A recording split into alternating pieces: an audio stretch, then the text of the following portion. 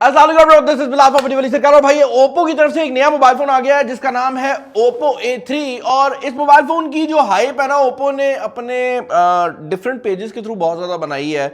आज इस वीडियो के अंदर हम देखने वाले हैं कि इस मोबाइल फोन के अंदर ओप्पो ने एक्चुअल में क्या लगाया है, क्या ये मोबाइल फोन वर्थ इट है भी या नहीं।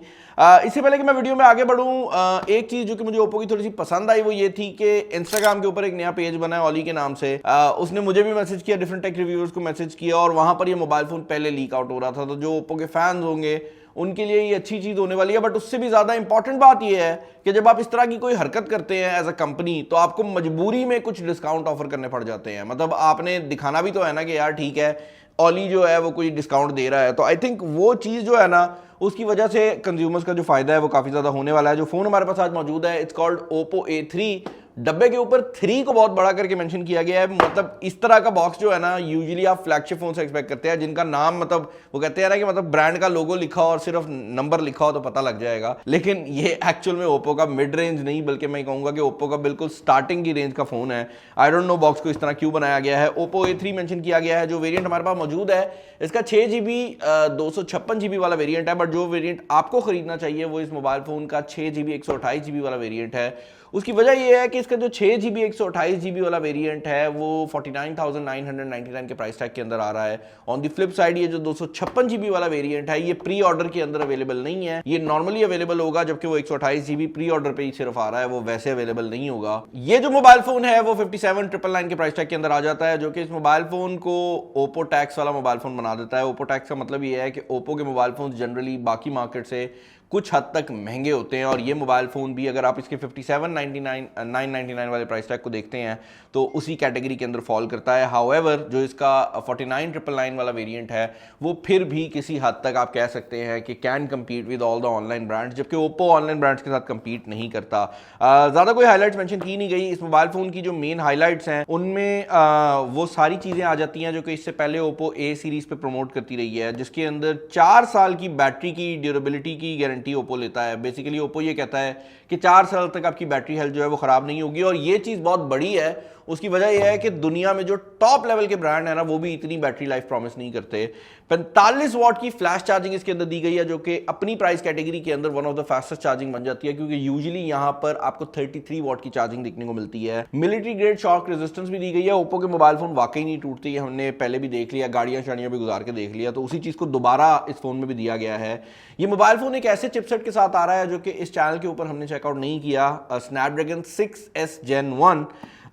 ये जो है ये स्नैपड्रैगन 6 Gen 1 के बहुत डिफरेंट प्रोसेसर है। मतलब अगर आप इसको सेम नाम देखें तो आपको लगेगा कि 6S और 6 जो है वो काफ़ी करीब है, परफॉर्मेंस सिमिलर होगी, लेकिन ऐसा नहीं है। उसके अलावा IP54 की वाटर रेजिस्टेंस भी मोबाइल फोन प्रोवाइड कर देता है। इस मोबाइल फोन के अंदर ओप्पो की तरफ से डिज़ाइन पर बहुत ज़्यादा फोकस किया गया है और ओप्पो ने डिज़ाइन को बहुत ज़्यादा जो है वो शो आउट भी किया था। इस मोबाइल फोन की अगर आप लुक की बात करते हैं तो रिसेंट टाइम के अंदर जो ओप्पो के फोन्स लॉन्च हुए हैं उनसे ये काफ़ी ज़्यादा सिमिलर डिज़ाइन में आता है। ये जो इसका स्टारलाइट वाला कलर है इसको अगर आप एक खास एंगल पे देखते हैं तो वाकई आपको फील होता है कि सितारे जो हैं वो इसके अंदर मौजूद हैं और ये बहुत ही प्रीमियम लुक प्रोवाइड करता है। मोबाइल फोन का जो वेट है वो भी 186 ग्राम है और ओप्पो के मुताबिक मिलिट्री शॉक रेजिस्टेंस इस मोबाइल फोन के अंदर दी गई है। मैं इसको उस तरह तो नहीं फेंकूंगा जिस तरह हमने पहले फेंका था, लेकिन ओप्पो के फोन बच गए थे तो उनकी बात मानी जा सकती है। खैर मोबाइल फोन के डिज़ाइन के ऊपर फर्दर आएंगे, पहले ज़रा डब्बे के अंदर आने वाले सामान के ऊपर नज़र डाल लेते हैं। एक चीज़ जो कि मुझे पसंद आ रही है वो ये है कि इसके साथ आने वाला जो केस है वो अब एक नॉर्मल केस नहीं बल्कि एक डिज़ाइंड केस है। तो डिज़ाइन के ऊपर ओप्पो ने इस फ़ोन पे काफ़ी ज़्यादा फोकस किया है। कंपनी महंगे फ़ोन बनाती जाए कोई मसला नहीं है, लेकिन एटलीस्ट समझ ज़रूर आनी चाहिए कि किस बंदे के लिए फ़ोन बना रही है। और डेफिनेटली ये उस बंदे के लिए फ़ोन बनाया जा रहा है जो कि हर चीज़ में एक एवरेज फ़ोन लेना चाहता है। मतलब ये गेमर्स को टारगेट नहीं कर रहा, ये कैमरा वालों को टारगेट नहीं कर रहा, ये ऐसे बंदे को टारगेट कर रहा है जो कि बस नो फ्रिल्स, मतलब दुकान पे जाएगा फ़ोन उठा के लेके आ जाएगा। सिम इजेक्शन पिन यहाँ पर मिल जाती है, इसको मैं निकाल लेता हूँ, इसको इस्तेमाल हम कर लेंगे। इसके अलावा यहाँ पर आपको केबल मिल जाती है जो कि type A to type C वाली है। सुपर वूक एडाप्टर मिल रहा है और ये देख लूँ 45 वाट का है या नहीं भाई, और आपको बॉक्स के अंदर 45 वाट का ही एडाप्टर देखने को मिल जाता है। ये ओप्पो का सुपर वूक एडाप्टर है, जो बेसिकली मींस कि अगर आप इसके अलावा कोई चार्जर यूज करेंगे तो आपको 45 वाट नहीं मिलने वाली। तो शुक्र है कि बॉक्स के अंदर ही आपको जो चार्जर है वो मिल जाता है। इसके अलावा यहाँ पर अगर आप डिज़ाइन की बात करते हैं तो बॉडी मुकम्मल तौर पर प्लास्टिक की बनाई गई है, इसकी फिनिश ऐसी ज़रूर रखी गई है कि बैक ग्लास लगता है, लेकिन रियलिटी यही है कि मोबाइल फ़ोन मुकम्मल तौर पर प्लास्टिक बिल्ड के अंदर आता है। इसके अंदर क्योंकि एक मेमोरी कार्ड की ऑप्शन भी देखने को मिल जाती है, तो यहाँ पर मैं रिकमेंड करूँगा कि भाई स्ट्रेट अप जो 128 GB वाला वेरिएंट है आपने उसी की तरफ जाना है, वही आपको अच्छी तरह से सर्व करेगा। इस मोबाइल फ़ोन के अंदर साइड माउंटेड फिंगरप्रिंट स्कैनर आपको देखने को मिल जाता है और सामने जो डिस्प्ले है वो डिस्प्ले एक LCD डिस्प्ले है। इस डिस्प्ले के अंदर आपको 90 हर्ट्ज का रिफ्रेश रेट देखने को मिल जाता है, जो कि बहुत ज़्यादा तेज़ तो नहीं है बट आपको स्मूथनेस प्रोवाइड कर देता है। जो चीज़ इस डिस्प्ले की पसंद आई है मुझे वो ये है कि इस डिस्प्ले के अंदर आपको 1000 निट्स की पीक ब्राइटनेस देखने को मिल जाती है। Now this is a HD display, यानी कि ये 720p रेजोल्यूशन के साथ आ रहा है, तो यहाँ पर आपको 1080p रेजोल्यूशन देखने को नहीं मिलेगी। लेकिन इस मोबाइल फोन के अंदर वाइड वाइन L1 सपोर्टेड है, विच बेसिकली मींस कि जो स्ट्रीमिंग प्लेटफॉर्म्स हैं उसके अंदर आपको ये ऑप्शन नजर जरूर आएगी, बट वो डिस्प्ले जो है वो उस ऑप्शन को 100% के ऊपर पोर्ट्रे नहीं कर पाएगा। इस मोबाइल फोन के अंदर लगे हुए इंटरनल्स की अगर आप बात करते हैं तो इंटरनल्स में जो इसकी रैम है वो 6 GB लगाई गई है, जो कि इस प्राइस कैटेगरी के हिसाब से ठीक है, और इसके अलावा 128 GB की इंटरनल स्टोरेज लगाई गई है। जो चीज मुझे पसंद आई है वो ये है कि इसके अंदर लगी हुई 128 GB की इंटरनल स्टोरेज UFS 2.2 के वर्जन के अंदर आती है, which is a big deal, क्योंकि इस प्राइस कैटेगरी के अंदर अक्सर औकात हमें UFS जो है वो स्किप देखने को मिलती है। काफी ब्रांड्स हैं जो कि UFS 2.2 नहीं प्रोवाइड करते, तो उस लिहाज से आपको जो सुकून है वो देखने को मिल जाता है। इस मोबाइल फोन के अंदर जो प्रोसेसर लगाया गया है वो स्नैपड्रैगन 6N Gen 2 है। अगर आपको नहीं पता कि ये प्रोसेसर क्या है तो आप ठीक सोच रहे हैं, क्योंकि ये पहला मोबाइल फोन है इस चैनल के ऊपर जिस पे हम ये प्रोसेसर शो कर रहे हैं। इसकी अगर आप परफॉर्मेंस की बात करते हैं तो दिस इज, अगर आप मीडियाटेक वाली साइड पे देखें तो G88 से थोड़ी सी ऊपर की परफॉर्मेंस। अगर आप स्नैपड्रैगन वाली साइड पे चले जाते हैं तो एक्चुअल में ये प्रोसेसर जो है, ये जो स्नैपड्रैगन 662 आया करता था ना, ये उसका एक ओवरक्लॉक रीब्रांडेड वर्जन है, यानी कि ये उससे थोड़ी सी ज्यादा परफॉर्मेंस प्रोवाइड करेगा। ऑब्वियसली जो बाकी सेंसर वगैरह हैं उनके अंदर अपग्रेड्स की गई हैं, लेकिन जब आप रॉ परफॉर्मेंस की बात करते हैं तो आप 662 से थोड़ी सी ज्यादा बेहतर परफॉर्मेंस एक्सपेक्ट कर सकते हैं। PUBG परफॉर्मेंस के अंदर भी हमें कोई मेजर डिफरेंस देखने को नहीं मिलता, वही स्मूथ और बैलेंस के ऊपर आपको मीडियम फ्रेम रेट जो है वो देखने को मिल जाता है। स्मूथ पे हाई दे देता है, बैलेंस में मीडियम है, तो this is not a gamers phone, this is made for someone जो कि हर चीज में, हर कैटेगरी में एक टिक मार्क चाह रहा हो। सॉफ्टवेयर की अगर आप बात करते हैं तो आउट ऑफ द बॉक्स यहाँ पर आपको Android 14 देखने को मिल जाती है, और सॉफ्टवेयर वो एरिया है जहां पर मैं ये कहूंगा कि ओप्पो कंट्रोल करता है लोगों को, क्योंकि ओप्पो का सॉफ्टवेयर बहुत अच्छा है। अगर आप एंड्रॉइड स्पेस की बात करते हैं तो Oppo is one of those devices जो कि लॉन्ग टर्म के अंदर स्लो नहीं होता। यही वजह है कि अगर आप ओप्पो के फोन्स की बात करते हैं तो इनकी जो रीसेल वैल्यू होती है वो हाई रहती है, क्योंकि मोबाइल फोन की जो लॉन्गजेविटी है वो ज्यादा रहती है। तो उस लिहाज से सॉफ्टवेयर वाली साइड में आपको कोई भी सरप्राइज नहीं मिलने वाला। ColorOS 14 यानी कि Android 14 यहाँ पर आपको देखने को मिल रहा है, और 6 GB रैम है, तो आपको स्मूथनेस भी काफी ज्यादा मिल जाएगी। ब्लोटवेयर मुझे इस मोबाइल फोन के ऊपर नजर आई है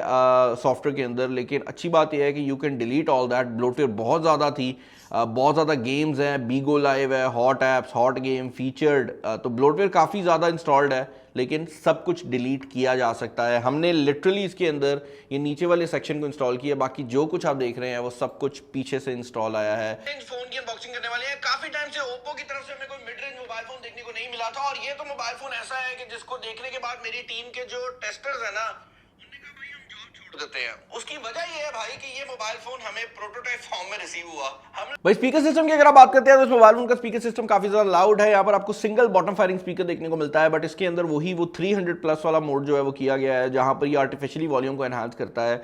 द गुड पार्ट है इसकी, ये काफी अच्छी तरह से एनहांस करता है, और वाकई ही जो इसकी लाउडनेस है वो काफी ज्यादा है। ऑल्दो अगर ड्यूल स्पीकर होते तो ज्यादा बेहतर हो सकता था। कैमरा वाली साइड की अगर आप बात करते हैं तो इस मोबाइल फोन के अंदर बैक पर 50 मेगापिक्सल का कैमरा लगाया गया है, जिसकी क्वालिटी मैं यहाँ पर आपको चेक करा दूंगा, बट उससे पहले जो चीज मैं आपको चेक कराना चाहूंगा वो है इसका 5 मेगापिक्सल का front camera.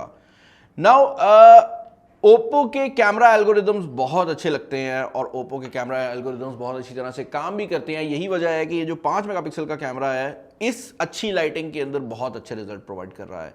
But the problem is कि 5 मेगापिक्सल एक लिमिटेड सेंसर होता है। आप जितना मर्जी क्रेजी एल्गोरिदम लगा लें, आपको अच्छे रिजल्ट्स मिलना मुश्किल हो जाता है, स्पेशली वीडियो मोड वगैरह के अंदर। फॉर एग्जाम्पल अगर आप इस वीडियो को देखते हैं तो इसके अंदर जो रिजल्ट की क्वालिटी है वो काफ़ी नीचे जा रही है, क्योंकि मोबाइल फ़ोन के पास टाइम ही नहीं है कि वो तस्वीर को या इमेज को प्रोसेस कर सके, वीडियो बन रही है ना। ऑन दी अदर हैंड अगर आप पिक्चर की बात करते हैं तो पिक्चर की जो ओवरऑल लुक है वो अच्छी आ जाती है, क्योंकि तस्वीरें बार बार खींच के मोबाइल फ़ोन एल्गोरिदम से गुजार कर तस्वीरें अच्छी कर लेता है। डे टाइम के शॉट्स की अगर आप बात करते हैं तो डे टाइम में क्योंकि ज़्यादा लाइट होती है तो इसका selfie camera decent results provide कर देता है, बट जैसे ही आप उसको जूम इन करते हैं 5 मेगापिक्सल का सेंसर है वो नज़र आ जाता है।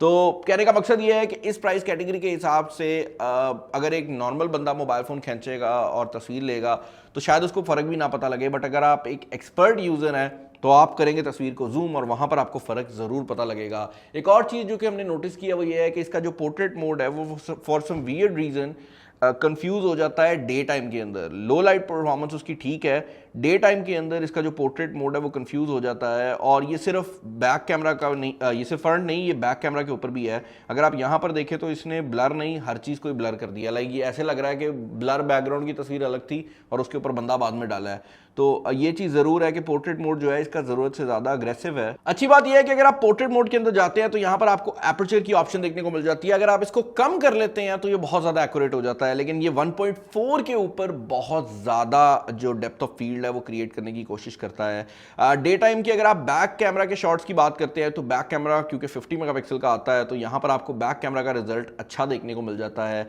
बट आप मूविंग शॉट्स नहीं ले सकते। मतलब अगर आप कैमरे को हिला जुला रहे हैं और तस्वीर खींच रहे हैं ना तो कैमरा कंफ्यूज हो जाता है। अगर आप सीधा रोक के तस्वीर लेते हैं तो यस, रिजल्ट इसके बैक कैमरा का डिसेंट आता है। लो लाइट शॉट्स भी बैक कैमरा की ठीक हैं क्योंकि आपको बैक साइड पर 50 मेगापिक्सल का सेंसर मिल जाता है। कैमरा मोड्स की अगर आप बात करते हैं तो वीडियो यहाँ पर आपको फ्रंट कैमरा में 720p और 1080p 30 फ्रेम्स पर सेकंड मिल जाती है। बैक कैमरा को अगर आप ऑन करते हैं तो यहाँ पर भी एग्जैक्टली सेम चीज़ दी गई है, तो आपको कोई भी जो 2K वीडियो रेजोल्यूशन वगैरह चीज़ है वो देखने को नहीं मिलती। इसके अलावा स्लो मोशन मोड दिया गया है, नाइट मोड अवेलेबल है, नाइट मोड फ्रंट और बैक दोनों पे अवेलेबल है, पोर्ट्रेट मोड भी अवेलेबल है, लेकिन ये सब मोर के अंदर है, नीचे नहीं आ रहे। तो that is pretty much it for the camera. जहाँ पर ये मोबाइल फ़ोन एक्सेल करता है वो है इसकी बैटरी लाइफ। इस मोबाइल फ़ोन के अंदर 5100 mAh की बैटरी लगाई गई है, 45 वाट की चार्जिंग दी गई है, और इस मोबाइल फोन के अंदर जो प्रोसेसर लगाया गया है वो स्नैपड्रैगन 6S Gen 1 है। अब गेमिंग परफॉर्मेंस का मुझे पता नहीं है, बट अपनी प्राइस कैटेगरी में this is the most efficient mobile phone जो कि आपको मिल सकता है, और उसके ऊपर 5100 mAh की बैटरी है, विच बेसिकली मीन्स कि मोबाइल फोन 1.5 दिन आराम से निकाल जाएगा एक आम बंदे के यूज़ के ऊपर। तो वहाँ पर आपको बहुत ज़्यादा जो इसका फ़ायदा है वो देखने को मिल सकता है। अगर आप मुझसे पूछेंगे कि मोबाइल फ़ोन किस बंदे के लिए बना है तो मैं कहूँगा कि अगर आपको एक खूबसूरत मोबाइल फ़ोन चाहिए, आपको एक बड़े ब्रांड का नाम अपने पीछे चाहिए, और आपको लंबी बैटरी और अच्छी चार्जिंग चाहिए, आप डेफिनेटली इस मोबाइल फ़ोन को चेकआउट कर सकते हैं। अगर आप गेमर वगैरह हैं या फिर आप कहते हैं कि भाई मुझे तो परफॉर्मेंस चाहिए और मैं उस तरफ जाऊँ, तो फिर मैं कहूँगा कि आपको किसी और ऑप्शन की तरफ देखना चाहिए। चैनल पर नया, चैनल को सब्सक्राइब कर लीजिएगा। इसके जो प्री ऑर्डर के लिंक्स हैं वो मैं डिस्क्रिप्शन में डाल दूंगा। इस वीडियो में इतना ही, अपना ख्याल रखिएगा। This is Bilal signing off. अल्लाह हाफिज़।